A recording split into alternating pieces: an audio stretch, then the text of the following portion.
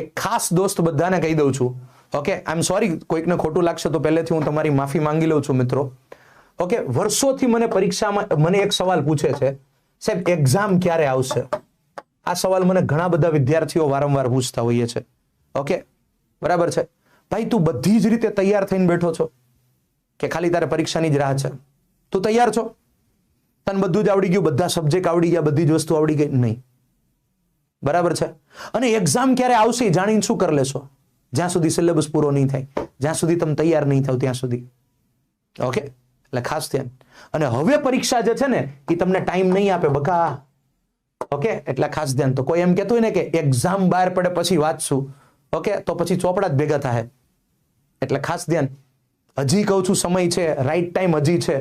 Okay, ભણી લો તો લડી લ્યો, બરાબર. નહીતર પછી એમ થાય ને કે હજી તો ડેટ આવે પછી વાંચશું, તો પૂરું, પછી કઈ નહીં થાય.